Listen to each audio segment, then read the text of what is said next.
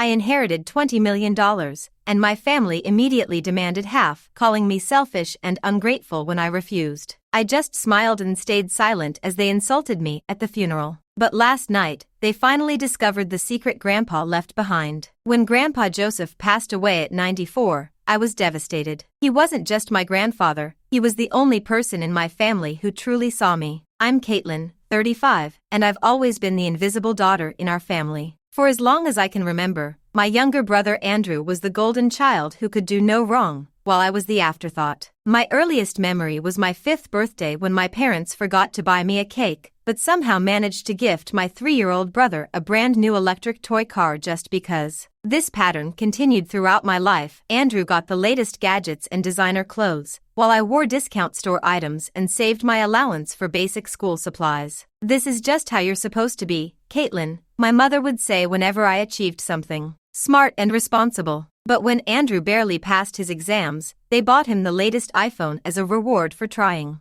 Despite this, I worked my way through college with 3 jobs and scholarships, built a successful career in finance, and eventually purchased my own apartment and car. Andrew, meanwhile, bounced between 5 different jobs, failed at 3 business ventures, and still received my parents' unwavering support and praise. He's just finding his path. The irony? I was the one who secretly helped my parents pay off nearly $100,000 in debt from Andrew's failed business attempts. When Dad got seriously ill, I covered most of his medical expenses. Their response? Well, you have a good job, so of course you should pay more. Grandpa Joseph was different. A self-made real estate developer who built a small business empire, he noticed everything. Every weekend, I'd visit him and he'd teach me chess, share business insights, and remind me, don't mind their bias, Caitlin. You're stronger than they realize. My parents didn't like Grandpa much. He openly criticized their parenting. You're turning Andrew into a spoiled brat while ignoring the one with real potential. Mom would complain he was too involved and limited my visits. Andrew rarely saw Grandpa, calling him boring and old-fashioned, except when he needed money. Under Grandpa's guidance, I learned investment strategies that helped me build my own modest wealth. Andrew only wants money, he'd say. But you, Caitlin, understand how to create and preserve wealth. That's the fundamental difference. When Grandpa was hospitalized in his final days, I visited him daily. Andrew came once, stayed for 10 minutes, then left complaining about the hospital parking fees. The day after the funeral, we gathered at our family attorney's office for the will reading. I expected Grandpa to leave me something meaningful, perhaps his chess set or some books, but what happened next stunned everyone in the room. To my granddaughter Caitlin, I leave 90% of my estate, including properties, investments, and liquid assets, totaling approximately $20 million. The room fell silent. Andrew's face turned ashen. Mom covered her mouth in shock. Dad stared blankly ahead. The attorney continued, to my grandson Andrew, I leave 5%, approximately $1 million. To my son and daughter-in-law,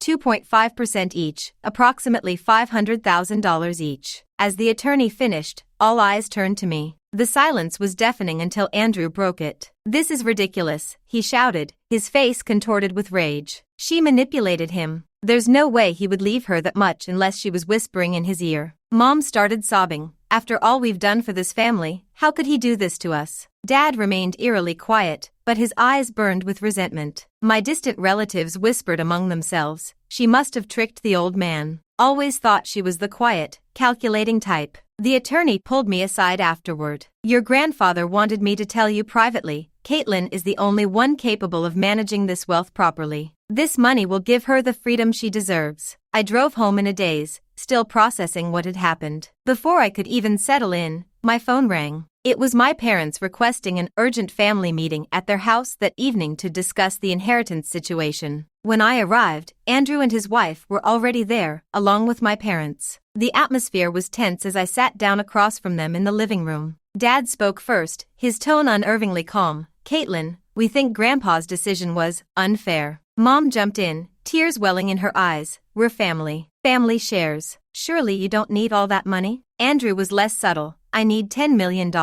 You can keep the rest. I've already picked out a property downtown, and I'm planning to open a restaurant. Then I'll need some investment capital. I was speechless. This was Grandpa's decision. Why would I go against his wishes? Andrew's face darkened. Because you're part of this family. Or at least you pretend to be when it benefits you. After everything we've done for you, Mom added, her voice quivering with practiced emotion. I asked pointedly, if the situation were reversed and Andrew had received the bulk of the inheritance, would you be asking him to give me half? The room fell silent. Their expressions answered my question. That's what I thought, I said quietly. As the evening progressed, their tactics evolved. First came emotional manipulation. We raised you better than this. Then veiled threats. This will change our family forever. Finally, Andrew's true colors emerged. You've always been selfish, he spat. Just a cold, calculating bitch. No wonder you never had a real relationship who could love someone like you. My mother gasped but didn't defend me. My father looked away uncomfortably. I stood up, surprisingly calm. I think this meeting is over. If you walk out that door, my mother threatened, don't expect to be welcomed back as our daughter. I paused, remembering all the birthdays forgotten, the achievements dismissed, the years of one-sided giving. I'm not sure I ever truly was, I replied softly. Andrew's parting words followed me to the car. You ungrateful, selfish bitch. You'll regret this. That night, I barely slept. My phone buzzed constantly with messages from family members and even distant relatives, alternating between guilt-tripping, demanding, and outright threatening me. Even Andrew's in-laws contacted me, suggesting I do the right thing for family harmony. The next morning, I called a security company to upgrade my apartment system and contacted a lawyer to help manage the inheritance and any potential legal challenges from my family. For the next 2 weeks, the harassment continued. My mother sent daily emotional messages. I can't sleep thinking about this. How can you do this to your own family? My father used his health as leverage. The stress is affecting my heart. If something happens to me, it will be on your conscience. Andrew escalated to showing up at my workplace, creating a scene in the lobby that resulted in security escorting him out. Each day, the pressure mounted, but something inside me had changed. For the first time, I saw their behavior with complete clarity. This wasn't about fairness, it was about entitlement and control. After enduring this for 14 days, I decided it was time to end the psychological warfare. I arranged a meeting at my attorney's office, inviting my immediate family. They arrived looking victorious, assuming I had come to my senses. As we sat in the conference room, I opened my briefcase and placed several documents on the table. Before we discuss anything about the inheritance, I began calmly. I'd like to review a few things. I pulled out the first document, a detailed spreadsheet. This is a record of all the financial support I've provided to this family over the past 5 years, I explained, sliding it across the table. Here's the $68,000 loan I paid off after Andrew's second failed business venture. Andrew shifted uncomfortably. Here's the $53,000 in medical bills I covered when Dad was hospitalized, 82% of the total cost. My father's face paled. And here's the record of the $3,000 monthly transfers I've been making to your account for the past 4 years to help with your living expenses. The room went silent. The smug expressions on their faces transformed into shock, then embarrassment. I've contributed over $215,000 to this family while asking for nothing in return, I continued calmly. Not once did anyone say thank you. It was simply expected. My mother started to speak, but I raised my hand gently. I'm not finished yet. I placed a small recorder on the table and pressed play. Grandpa Joseph's weak but determined voice filled the room. I'm recording this message for Caitlin, and for anyone who might question my decisions. I've watched for a lifetime how this family has treated her, always taking, never giving. I've seen her work 3 jobs while her brother was handed everything. I've seen her pay family debts without recognition. This inheritance is my way of restoring balance. It's my hope that this money gives Caitlin the freedom to live without seeking approval from those who never appreciated her worth. Tears welled in my eyes, but I maintained my composure. My mother was openly crying now. Dad stared at his hands. Andrew looked like he'd been slapped. Grandpa made his decision with a clear mind and full awareness of our family dynamics, I said. I intend to honor his wishes. Then I laid out 3 points clearly. First, this inheritance represents Grandpa's life's work. He had the right to determine who would steward it. He chose me because he trusted my judgment. Second, I've supported this family financially for years without acknowledgement. That one-way relationship ends today. Third, I will not be distributing any additional money beyond what the will specifies. Each of you will receive exactly what Grandpa intended, not a penny more, not a penny less. Andrew slammed his fist on the table. You can't do this. We're family. Family, I replied, doesn't treat each other the way you've treated me. I turned to my lawyer. Please outline the final part. My attorney explained that effective immediately, all financial support to my family would cease. The monthly transfers will stop. Any medical or emergency needs should be covered by your own inheritance portions. Ms. Price has instructed me to draft a formal statement that any harassment regarding the inheritance will result in legal action. I looked each of them in the eye. If you truly care about family, you'll respect Grandpa's decision and my boundaries. If you only care about money, then we have nothing more to discuss. Andrew was the first to explode. You cold-hearted bitch. How dare you treat your family this way? My mother reached across the table, tears streaming. Caitlin, please reconsider. We're your parents. Dad tried one last play of the health card. You know my heart can't take this stress. I stood up calmly. The meeting is over. As my lawyer escorted me out, I could hear their desperate calls and threats behind me. For the first time in my life, I didn't turn back. In the days that followed, I moved to a secure apartment building with enhanced security, changed my phone number, and shared it only with a few trusted friends. I set all my social media accounts to private and blocked every family member. This is the first time I've felt truly free, I realized one morning. No more being emotionally blackmailed or taken for granted. For the first few weeks, I received countless messages, notes slipped under my door, emails, even physical letters ranging from desperate pleas to angry accusations. The emotional whiplash was intense. With help from a professional financial advisor, I developed a comprehensive wealth management plan. I allocated 1/3 of the inheritance to safe investments, ensuring stable long-term income. Another third went toward founding my own investment advisory firm, specializing in helping women entrepreneurs secure funding. The final third I divided, part for improving my personal quality of life and part for establishing a charitable foundation to help promising but disadvantaged students, kids like I had been, with potential but little support. Grandpa always said money only has value when it's used wisely, I reflected. Now I finally understand what he meant. My investment firm achieved remarkable success within its first 2 years, helping 12 women-led startups secure funding. Forbes magazine named me among their 40 under 40 financial leaders to watch. The company's philosophy, empowerment, not charity, stemmed directly from my personal experience. We didn't just give money, we provided tools, knowledge, and confidence. I also began regular therapy sessions to address the trauma of years of neglect and emotional manipulation. I built a new social circle with friends who genuinely appreciated and respected me. For the first time, I explored hobbies and traveled without guilt or obligation. The greatest gift wasn't the money, I told my therapist. It was learning to love myself and set healthy boundaries. Meanwhile, my family's situation deteriorated rapidly. Andrew blew through his $1 million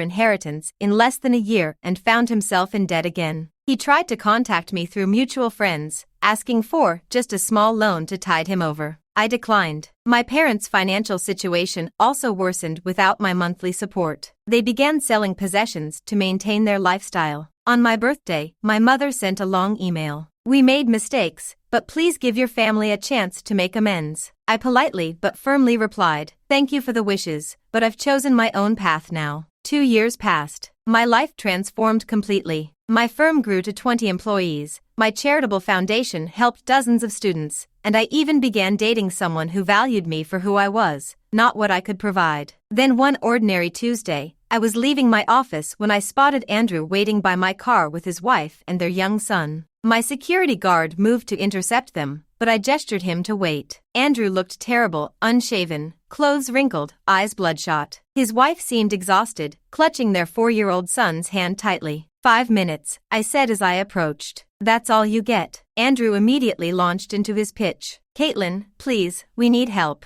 We're about to be evicted. I've got gambling debts. They're threatening us. His wife interrupted, suddenly bursting into tears. This is ridiculous. You're all insane. She has every right to hate all of you. Andrew tried to quiet her, but she pushed his hand away. No, I'm done with the lies. She turned to me, her eyes wild with emotion. They've been lying to you your entire life. You're not even, she stopped herself. I'm not what? I asked, suddenly alert. She looked at Andrew, who had gone pale. Tell her right now, or I will. The silence stretched between us. Finally, she blurted out, they've always said you weren't their biological child, that you were adopted. That's why they treated you differently. The world seemed to stop. What did you just say? Andrew slumped against my car. It wasn't supposed to come out like this. Is it true? I demanded, my voice barely above a whisper. He nodded slowly. Mom and Dad, they always told me you were adopted. Grandpa Joseph insisted they take you in when you were an infant. That's why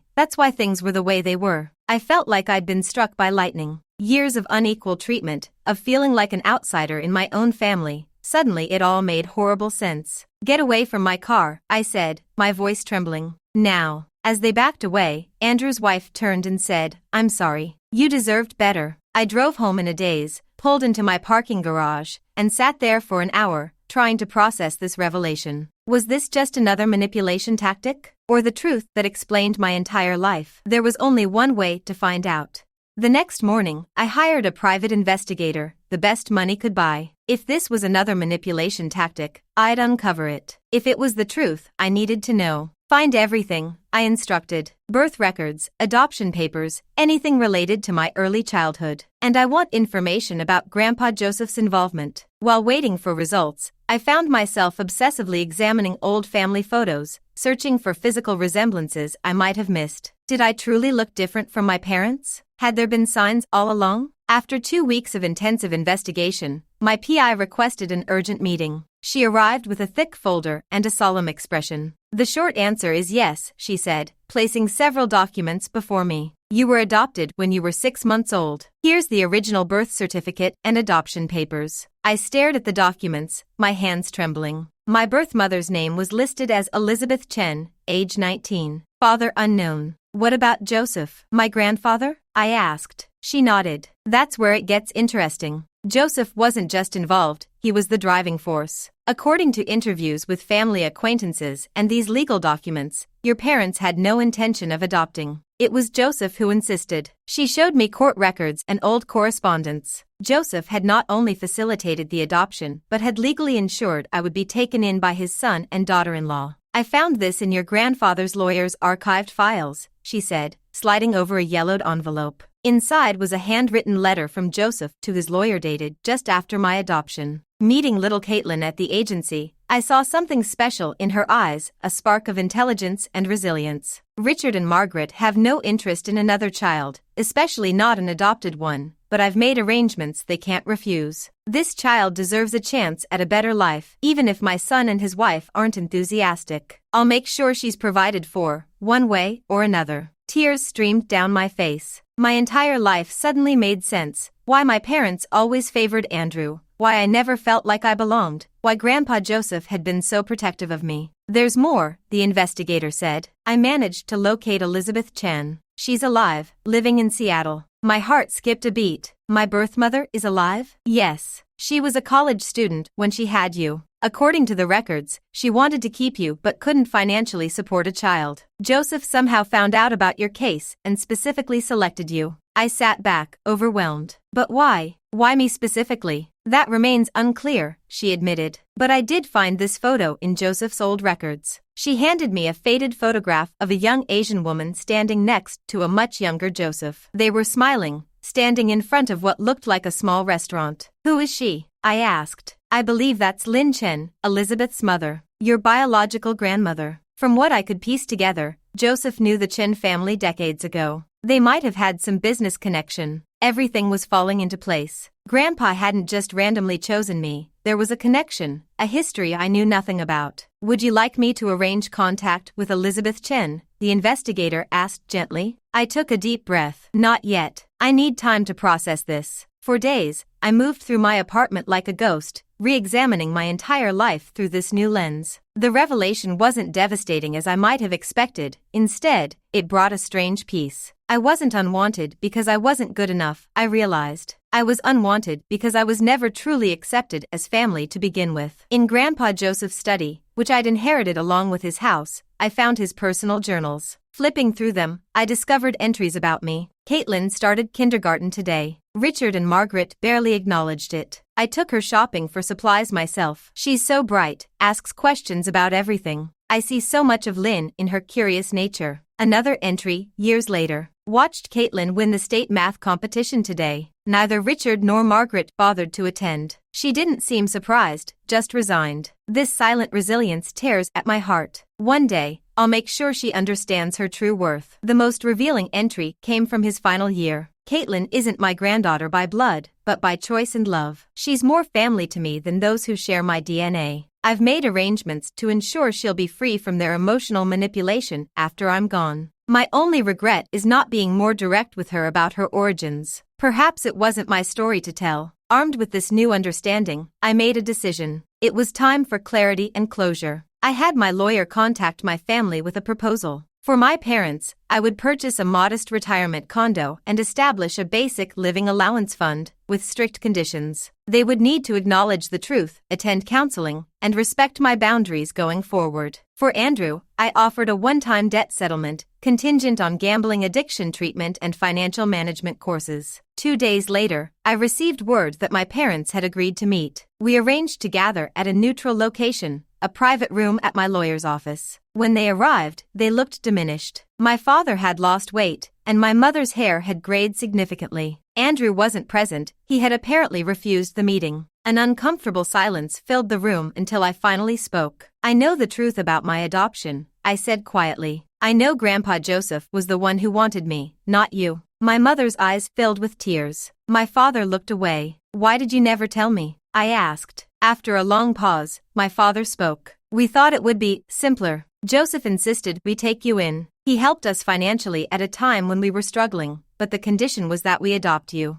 So I was a transaction, I said flatly. No, that's not, my mother began. Please don't lie anymore, I interrupted. Not after all this time. My mother broke down. We weren't ready for another child. Andrew was already difficult enough. And then Joseph brings this baby girl, expecting us to just love you the same way. We tried, but did you? I asked. Did you really try? My father shook his head slightly. We provided for you. We did our duty. Duty, I repeated. That explains a lot. My mother reached across the table. But Joseph, he loved you from the moment he saw you. There was some connection to your birth family. He knew your grandmother years ago. I don't know the full story. I've discovered some of it, I replied. Enough to understand why he felt responsible for me. I pushed the folders containing my offer across the table. These are my terms. I'm not doing this out of obligation or even forgiveness. I'm doing this because it's what Grandpa Joseph would have wanted. My father examined the documents carefully. And if we refuse? Then you refuse, I said simply. This isn't a negotiation. These are the conditions under which I'm willing to have any relationship with you moving forward. My mother wiped her tears. Caitlin, we never gave you a real home, but Joseph always tried to make up for that. Yes, I agreed. And now I understand why. When they left, I didn't feel the closure I had expected. Instead, I felt something else, a quiet determination to discover the full story of where I came from. 2 months later, after careful consideration, I flew to Seattle. My private investigator had arranged a meeting with Elizabeth Chen at a quiet cafe. I arrived early, my heart pounding. How do you prepare to meet the woman who gave birth to you 35 years ago? When she walked in, I recognized her immediately from the updated photos the PI had shown me. In her mid-50s now, Elizabeth Chen carried herself with quiet dignity. Her eyes, my eyes, scanned the room until they found me. The moment was surreal. We both stood, awkwardly, before embracing, neither of us knowing what to say, yet feeling the weight of decades of separation. Over the next 2 hours, I learned my origin story. Elizabeth had been a scholarship student studying business when she became pregnant. The father, a fellow student, had disappeared when he learned about the baby. I wanted to keep you so badly, she said, her voice breaking. But I was alone, with no family support except my mother. We couldn't afford to raise you and continue my education. What about your mother? My grandmother? I asked. How did she know Joseph? Elizabeth smiled sadly. My mother, Lynn, came to America as a young woman in the 1950s. She opened one of the first authentic Chinese restaurants in the city. Joseph was a customer who became a friend. When the restaurant was struggling, he helped her secure a loan when no bank would consider a single Chinese woman. They were friends? I asked, thinking of the photograph. Friends, and perhaps more, though my mother never confirmed it. There were complications. Joseph was married, and interracial relationships faced significant challenges back then. But they maintained a connection throughout her life. She continued, when I found myself pregnant and alone, my mother reached out to Joseph, by then a successful businessman. She didn't ask for money, just advice. But when he learned of the situation, he proposed the adoption. He said he could ensure you would have opportunities and security. Did you ever regret it? I asked, the question I'd been holding back. Elizabeth's eyes filled with tears. Every day of my life. But I comforted myself knowing you were with a good family. Joseph sent updates occasionally, your school achievements, graduation photos. I knew you were excelling. I didn't have the heart to tell her how wrong she was about my good family. Instead, I asked about her life after the adoption. She had finished college, built a successful career in international business, married, but never had other children. I couldn't, she explained simply. After you, it never felt right. As our meeting came to an end, she hesitantly handed me a small jade pendant. This belonged to my mother, your grandmother. She wanted you to have it someday. I fastened it around my neck, feeling a connection to a heritage I never knew I had. Would you? Elizabeth began tentatively. Would you be open to staying in touch? I nodded, surprising myself with how certain I felt. I'd like that very much. 5 years passed. My investment firm became an industry leader, helping hundreds of women entrepreneurs realize their dreams. I was named to Forbes' 30 most influential women in finance. My personal life found balance as well. I married someone who loved me for who I was, not what I could provide. We built our relationship on honesty, respect, and genuine appreciation, everything my childhood had lacked. The relationship with my birth mother, Elizabeth, grew steadily. We didn't rush into intense familiarity, but built a comfortable friendship that gradually deepened. She became a welcome presence in my life, never pushing, always appreciative of whatever connection I offered. My parents accepted the terms I'd set and maintained a limited but peaceful relationship with me. No more financial disputes or emotional blackmail. Andrew eventually completed the gambling addiction program and, surprisingly, found steady work managing a restaurant, one where he wasn't the owner, just a reliable employee. In my office, I kept a photograph of Grandpa Joseph. Beneath it, I'd framed his journal entry, "The greatest inheritance isn't money, but freedom, the freedom to be your authentic self." During a public speaking engagement for aspiring entrepreneurs, I often shared my experience and life philosophy. Blood doesn't equal love. Wealth doesn't equal happiness. Only self-worth is the true treasure. Setting boundaries isn't selfish, it's an act of self-love and respect for others. Forgiveness doesn't always mean reconciliation. Sometimes, distance is the best form of peace. While reviewing Grandpa's journals again, I found his final note: Caitlin didn't become my granddaughter through blood, but through love. I hope she understands that family isn't where you're born, but where you're loved. Looking back at the journey from that funeral where my family demanded half of my inheritance to the life I'd built now, I realized the true gift wasn't the $20 million.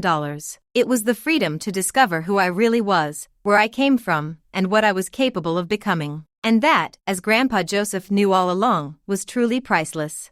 7 years after inheriting Grandpa Joseph's fortune, my life had transformed in ways I never could have imagined. My investment firm now had offices in 3 major cities, specifically focusing on funding businesses founded by women who had overcome significant life obstacles. We'd helped launch over 200 successful companies, creating a ripple effect of empowerment and opportunity. The charitable foundation I established had grown beyond just scholarships. We now operated mentorship programs and housing support for students who, like me, faced family challenges. The Joseph Chen Legacy Program, named to honor both my grandfather and my maternal heritage, became nationally recognized for its innovative approach to supporting resilient young adults. My relationship with Elizabeth, my birth mother, had deepened into something beautiful and healing for us both. We took a heritage trip to China together, visiting her mother's hometown and connecting with extended family I never knew existed. Standing in the small village where my grandmother Lynn grew up,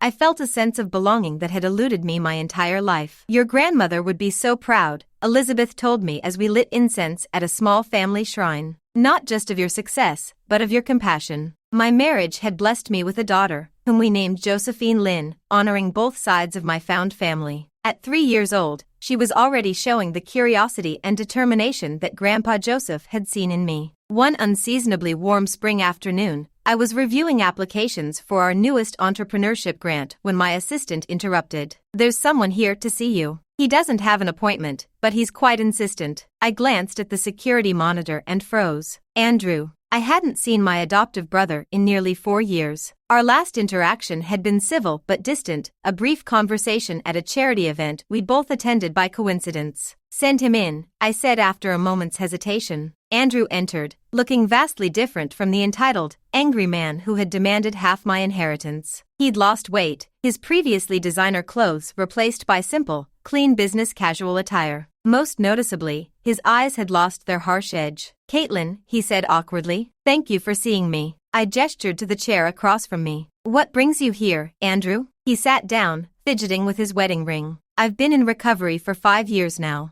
Gambling addiction, anger management, the works. Part of my program is making amends to those I've harmed." I maintained a neutral expression. "I see. I'm not here to ask for money," he added quickly. "That's not what this is about. He paused, pulling a small notebook from his pocket. "I wrote some things down. Is it okay if I read them?" I nodded, curious despite my caution. Andrew opened the notebook and took a deep breath. "Caitlin, I treated you terribly for most of our lives. I was raised to believe I deserved special treatment, and I never questioned why you received less. When I learned you were adopted, instead of developing empathy, I used that information as justification for my entitlement." He continued, his voice occasionally catching. "After you cut ties with us, I spiraled. I gambled away my inheritance, nearly destroyed my marriage, and hit rock bottom. During my recovery, I've done a lot of reflection about our childhood, and I've come to understand just how unfair it all was to you." I remained silent, letting him speak. "I'm not asking for forgiveness. I'm not even asking for a relationship. I just wanted you to know that I recognize the harm I caused, and I am truly, deeply sorry." He closed the notebook. "That's all. I don't expect anything from you." The silence hung between us. Part of me wanted to dismiss him, to assume this was another manipulation. But something in his demeanor seemed genuinely changed. "Why now?" I finally asked. "I've been trying to work up the courage for months," he admitted. "But what finally pushed me was something my son said. He's 7 now, and he asked me about his aunt, you. I realized I didn't want to pass down the family legacy of resentment and secrets. I want better for him." I studied him carefully. "Are Mom and Dad aware you're here?" "No," he shook his head. "They know I'm making amends as part of my recovery, but they don't know I came to see you specifically. Our relationship has changed. I've had to establish boundaries with them too." This surprised me. Andrew setting boundaries with our parents seemed unimaginable in the past. "I appreciate your apology," I said carefully. "It couldn't have been easy to come here." "It wasn't," he agreed, "but it was necessary." He stood up.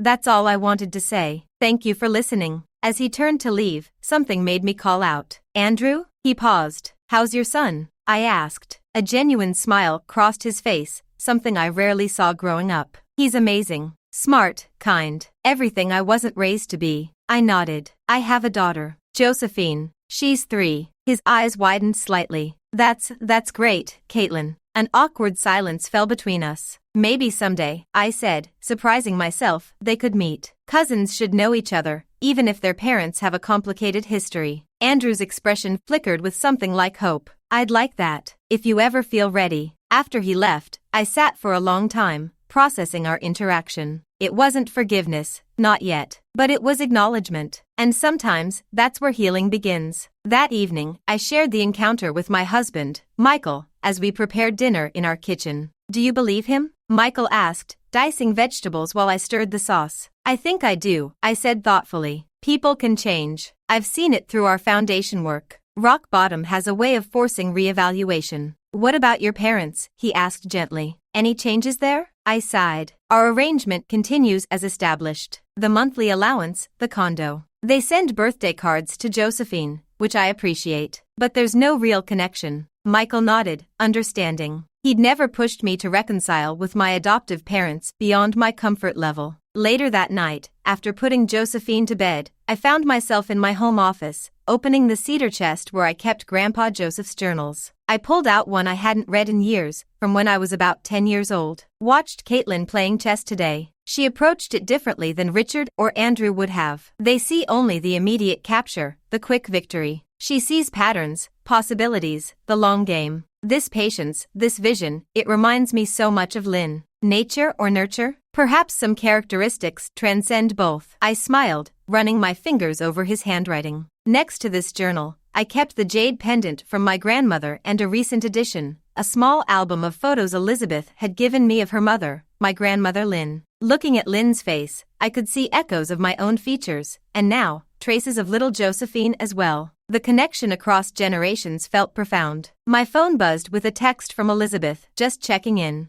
Dinner next week? I replied affirmatively, then noticed an email notification, another application for our foundation's support. The applicant was a young woman who had aged out of foster care and was determined to start a support network for others like her. I know what it's like to feel like you don't belong anywhere, she wrote, but I also know we can create our own families of choice. Her words resonated deeply. In many ways, that's exactly what I had done, created a family of choice, a network of relationships based on mutual respect and genuine care rather than obligation or blood. The next morning, I made a decision. I called Andrew. There's a park near my house, I said when he answered. It has a good playground. If you'd like to bring your son this Saturday, Josephine and I will be there around 10. His surprise was audible. We'll be there. Thank you, Caitlin. It wasn't forgiveness, not completely. It wasn't a return to a fantasy ideal of family that never existed in the first place. It was something new, something we would define on our own terms. On Saturday morning, as I watched Josephine climb excitedly on the playground equipment, I spotted Andrew approaching with a boy who had his father's walk but a gentler demeanor. That's your cousin, I told Josephine simply. Would you like to play together? She nodded eagerly, always social and confident in ways I never was at her age. As the children cautiously introduced themselves, Andrew and I sat on a bench, maintaining a comfortable distance. I started a new job, he offered after a few minutes of silence. Nothing prestigious, I'm managing a community center, but it's meaningful work. I nodded. That sounds fulfilling. It is, he agreed. For the first time, I'm not chasing status or trying to impress anyone. I'm just trying to be useful. We watched the children, who had already negotiated sharing the slide and were taking turns. Kids make it look so easy, I observed. Forgiveness, sharing, starting fresh. Andrew nodded. They haven't learned to hold grudges yet, or to define themselves by past mistakes, or past hurts, I added quietly. The conversation lulled, but it wasn't the tense silence of our previous encounters. It was thoughtful, contemplative. Did you know, Andrew said after a while, that Grandpa Joseph tried to teach me chess? Multiple times. I never had the patience for it. I smiled despite myself. He told me. Said you wanted to win without learning the rules first. Andrew laughed, a self-deprecating sound I'd never heard from him before. That sounds about right. I was a terrible child. We were both children, I replied. The adults were supposed to do better. He nodded solemnly. I'm trying to be the parent I needed. It's harder than I thought. I know what you mean, I said, watching Josephine fearlessly climb to the top of the play structure. Every day I worry about balance, between encouraging her confidence and teaching her empathy. Your daughter seems wonderful, Andrew observed. Confident, like you. I raised an eyebrow.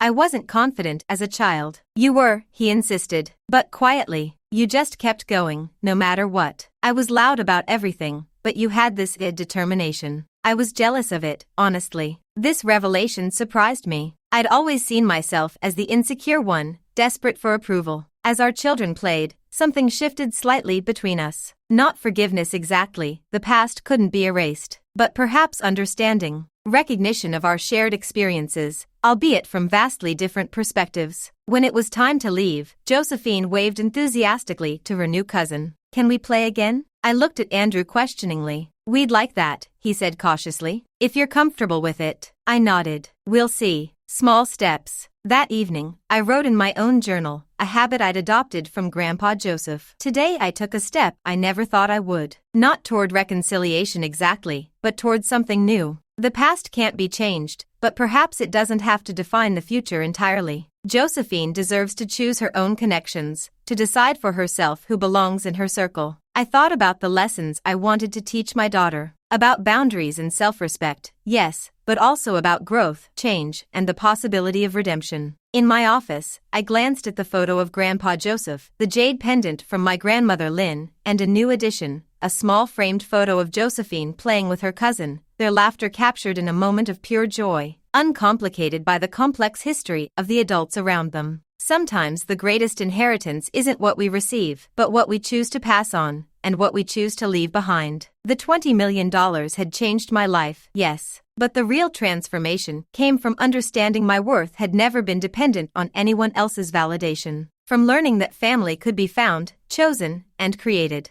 from realizing that healing doesn't always look like forgiveness, but sometimes like setting new boundaries and creating new beginnings. As Grandpa Joseph had written in his final journal entry, life isn't about the hand you're dealt, but how you play the cards. Caitlin has always known when to hold firm, when to fold, and most importantly, when to start a new game altogether. I closed the journal, feeling a sense of peace that had been decades in the making. The journey wasn't over. Healing rarely has a definitive endpoint. But for the first time, I felt free to write my own story, unburdened by expectations or resentments from the past. And that was the most valuable inheritance of all.